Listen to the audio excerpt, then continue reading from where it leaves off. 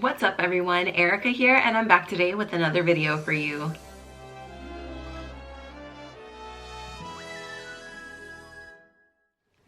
Today's video is a collaboration with my best friend Saria over at DreamItDIY. For those of you that don't know, I have become quite the crafty queen. Of course, I'm not the DreamItDIY queen. No, that's not her title. What is it? Is it Dollar Tree queen?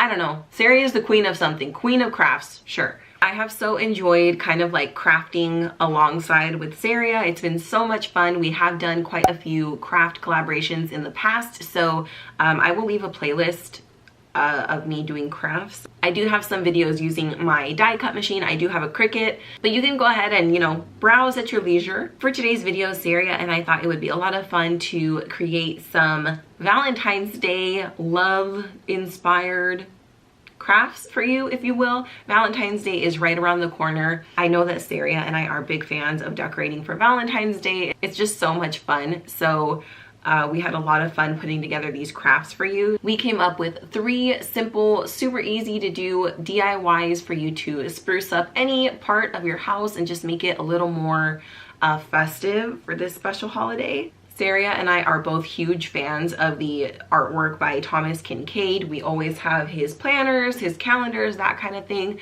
But we always say it is such a bummer when, you're finished with the calendar and then what? Like, what are you supposed to do with it? You just put it in a box or stow it away and then you never see it again?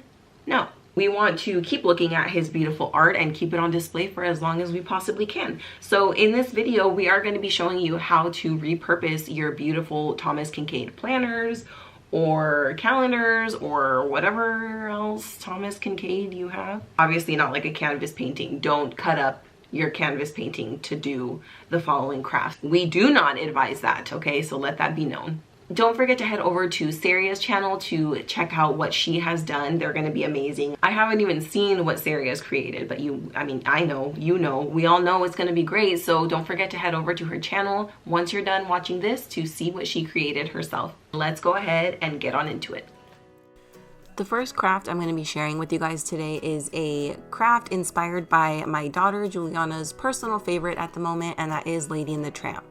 So the materials that you're going to need are these 2 little wooden signs along with these little sponges, and those are all from the Dollar Tree. And then here I have this acrylic paint. I believe I bought it from Walmart for under $5. So the first thing you're going to want to do is remove the stickers on the back, because I'm going to be using the back. You can use the front, but since it has glitter on it, it's going to add some funky texture. So once I've taken those stickers off, I'm just going to take one of the sponges and I'm going to apply 1 even coat. Before I left them alone to dry, I did decide to do the rim of them as well. So once you're done, we're just going to leave them off to dry, and while they are drying, I went into Cricut Design Space. For this image of Lady and the Tramp, all I did was I googled Lady and the Tramp silhouette or Lady and the Tramp PNG, anything along those lines to find an image that you would like. Next, I'm just resizing them to my liking. I think I kept both of them under 3 inches. I just wanted them to be pretty small to where there was just one section of the heart that had their little silhouette. I didn't want it to take up the entire sign.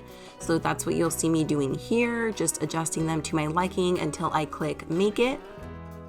I went ahead and used regular vinyl and I went with white. So as you can see, I have Tramp kind of more towards the right side of the heart, and then I put Lady more towards the left. Since these hearts have that kind of like little flat area, I don't know if you guys can see it, it's not a normal shape of a heart. The bottom has a perfect little slant so you can sit them up properly. When I had first initially done Lady's portion, I did hers first before the Tramp, and I had the hearts laying flat.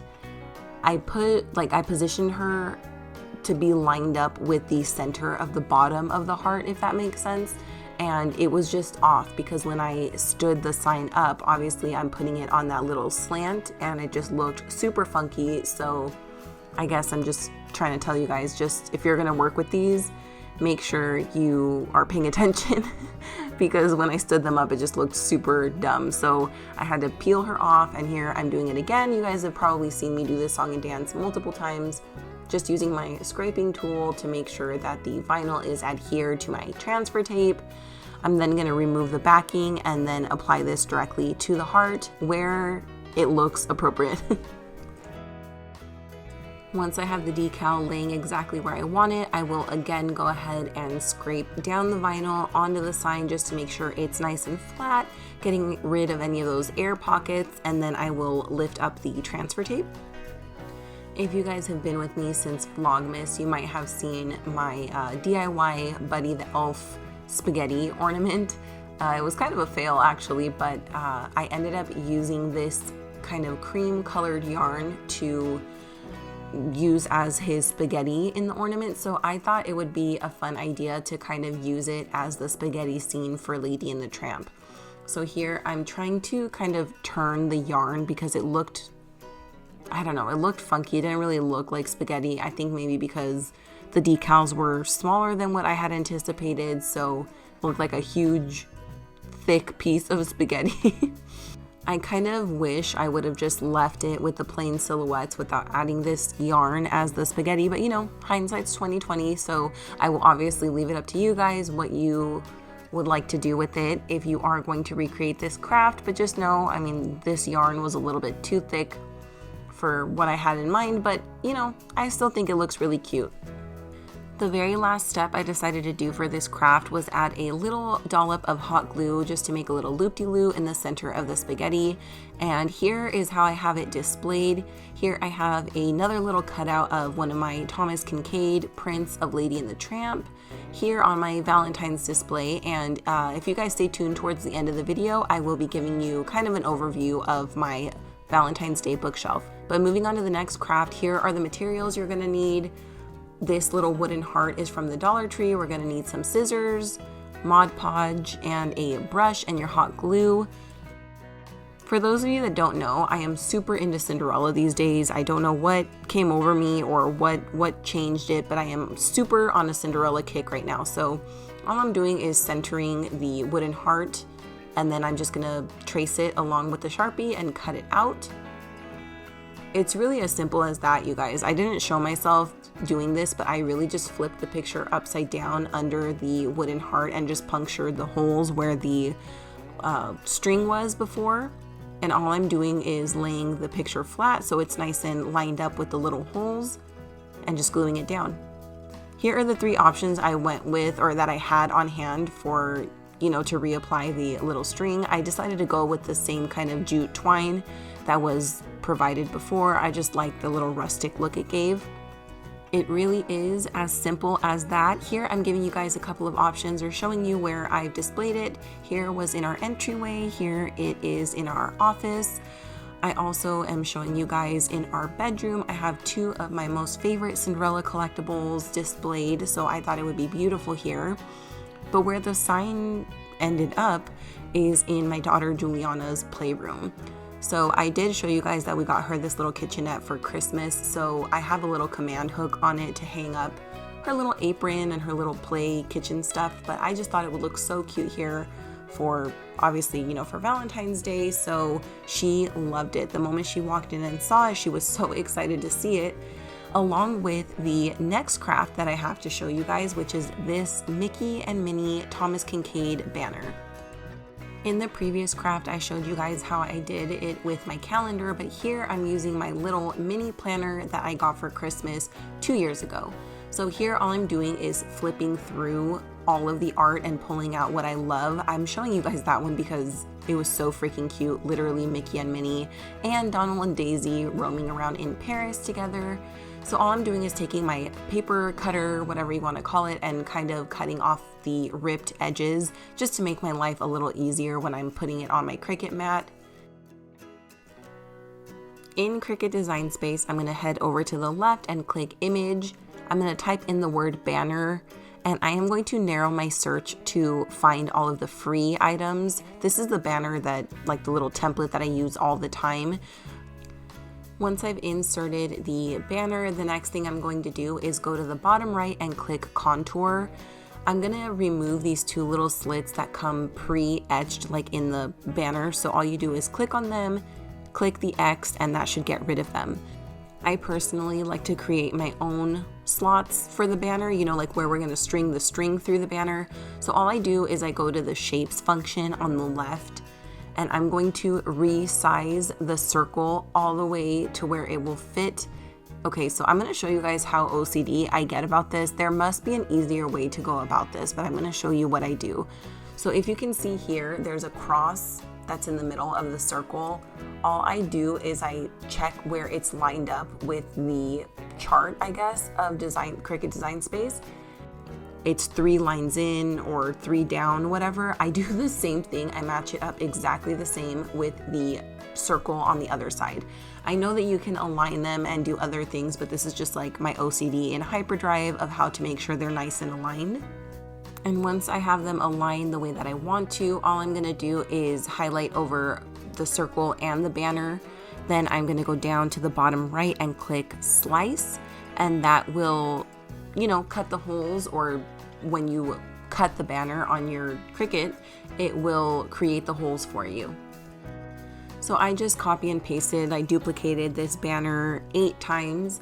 And as you can see here, I have one banner sitting obviously right side up, and then the other one I have upside down. So again, I feel like there might be an easier way to do this, but to ensure that, you know, the Cricut wouldn't cut any images over one another, I just found this to be the safest way to do so.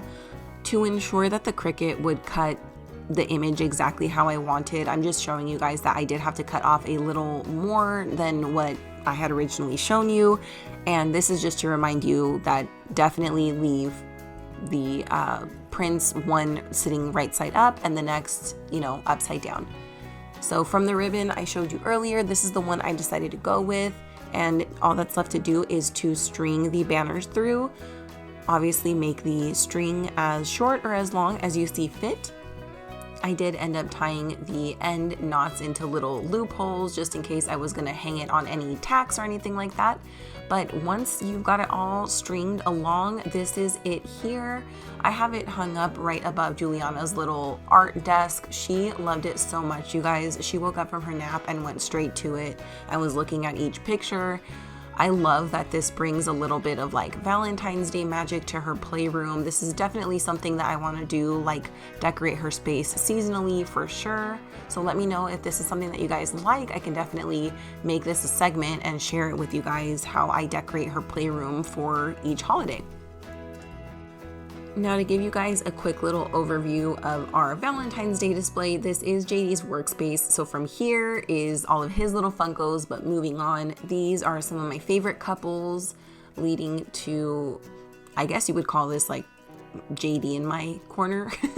So I have a beautiful little item that I received as a gift, and I don't want to share it just yet with you guys, but here, this is our cake topper from our wedding, along with a little picture frame of JD and I when we did our little mini engagement photo shoot. Right beneath that, I have this beautiful print that I was sharing with you guys just from my calendar. I cut it out and put it in this picture frame. I thought it complemented these little signs that I shared with you all today very well. On the opposite side where Tramp sits, I have this beautiful Jim Shore gifted to me by my husband, a picture of us on our actual engagement photos. Right beneath, I have this adorable little Valentine's Day tissue box with a Jim Shore gifted to me by my friend Jossam. This then leads me into some of my favorite non-Disney couples, just like Jim and Pam. And my last little cubby here is dedicated to 2 of my favorite non-Disney couples. We have Baby and Johnny Castle from Dirty Dancing, along with this awesome candle I received as a gift this year for Christmas. And then of course we have Vivian and Edward from Pretty Woman. That wraps up my little mini tour of my Valentine's Day decor, and I hope you guys enjoyed it. That is going to close out this video for our Valentine's Day inspired crafts.